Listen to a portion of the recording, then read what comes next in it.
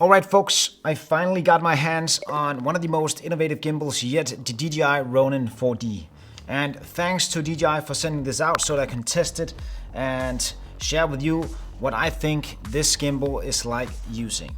And if you don't know anything about me, I have a long history of working with gimbals, and my channel is packed with amazing gimbal videos and tutorials. But then you might say, why should you care? Because you probably already own a gimbal and a camera, and why should you go out and spend 7 grand on this beast? Let me tell you why. Because it's not just a camera and it's not just a gimbal, it's a hybrid. And you do not understand it before you've tried it.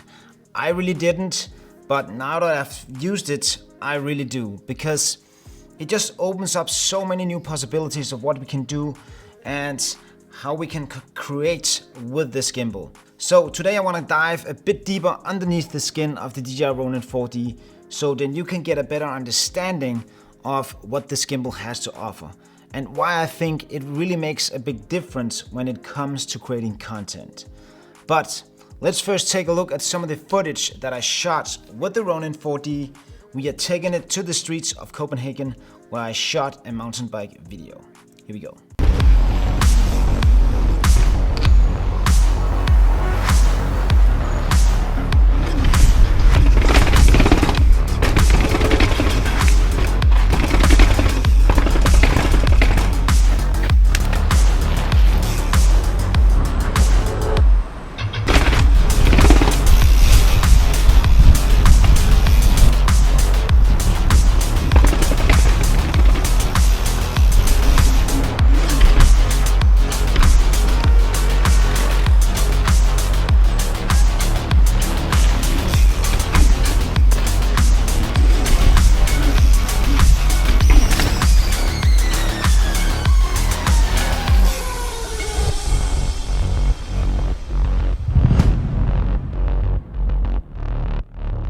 Alrighty, that looks pretty well, I would say. Everything is shot on the Ronin 4D with the Tamron 17 to 28mm lens. I do not have the DJI DL lenses, so I can't tell you how they work. This lens here is the 9mm Laowa Dream lens, which is really good as well. But the question is, why do I think the DJI Ronin 4D is so good? And you probably want to say that, hey, I can shoot that with my normal gimbal and my normal camera. And you're right, you can. I can too, but the difference lies in the way that we work with this gimbal. How you control it and the way you hold it. It's a whole other feel than when you shoot with a regular gimbal. One of the things that I noticed right away when I first got to shoot with the Ronin 4D was that this camera makes it much easier to focus on capturing the actual shot than with any other gimbal out there. Because you do not have to think how you position yourself or how you walk while you're shooting, because the Ronin 4D takes care of this with the Z-axis that comes up and actually controls the up and down movement. So the next thing that I really love about the Dji Ronin 4D is the setup time of how fast I can set this up from just taking it out of my camera bag to being set up. It takes under 2 minutes. And I can't do that with any other gimbal. If you're used to shoot on a regular gimbal, you know how much time it takes and the pain of hauling a lot of gear. We're talking cables, batteries, setting everything up, balancing, you know it all. With the Ronin 4D, I literally just take it out, flip the monitor out, put the handles on, and open the gimbal, and it's ready to go.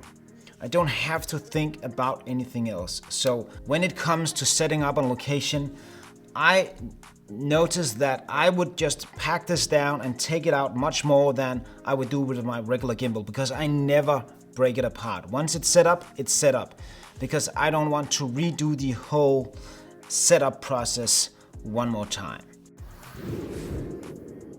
Alright, let's briefly go over the 4-axis stabilization, because this is the talk of the town of this gimbal and it's really unique. It just keeps the horizon level when you walk with it and when you run with it. But I wouldn't necessarily use it all the time. When I'm just using the camera as a regular camera with the gimbal, I'm not using the Z-axis stabilization, the 4D, the 4-axis, because it is sometimes a bit annoying that it goes up and down so much, and it's not always that I need this stabilization. So it's really great that it's there, but I would only use it when I need to use it. And it has this nice ability, if you double press the M button, it goes into sport mode and it becomes more like a regular camera because the gimbal doesn't move that much. I really like that feature. That's the sport mode. You double press, goes back to regular gimbal mode. So that is that's the 4-axis stabilization, and I just want to give you a reference of how good this is, because I took it to the French Alps with it skiing, and I shot this particular shot walking backwards in my ski boots. And this wouldn't be possible with any other gimbal. I would have to change to a pair of normal shoes, which I would have to bring with me in the bag.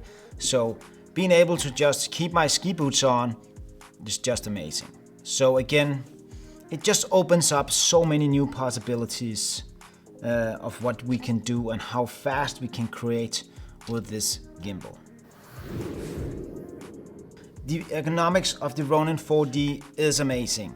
And I have seen other reviews and people complaining about the weight of the Ronin 4D. It weighs 5.5 kilos, but I think they are using it wrong.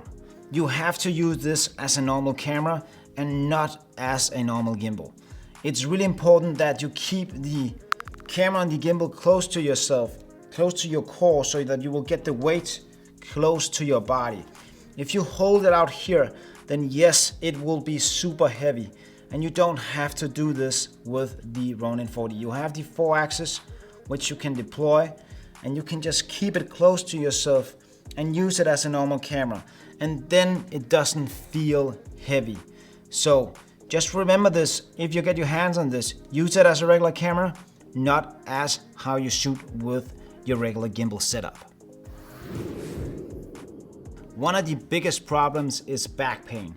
Many filmmakers today suffer from back issues or back problems. I myself have a back injury, so I'm really aware when I'm shooting with a gimbal of how I stand and how I position myself. And with the Ronin 4D, I haven't had any issues when it comes to back problems. To give you a reference of this, when I had the DJI C2 and my Lumix S5 with me on the skis, I could already feel it in my back after about an hour or so of shooting. And I was skiing with the gimbal and the camera by my side most of that day when I wasn't using it. And this was very different when I was using the DJI Ronin 4D, because I found myself packing this one down much more when I wasn't using it, because it was so convenient to do, to just put it in the bag, slap it on my back, and then continue ski normally for the rest of the day when I wasn't using it. Let's touch on some of the things that really makes this unique and make it feel like a camera and not a gimbal. Let's talk interface, let's talk handles, some of the nitty-gritty things that you really can't read about, which you only can find out when you are using this camera. First off, these handles come off, you can just click them on like that. Poof.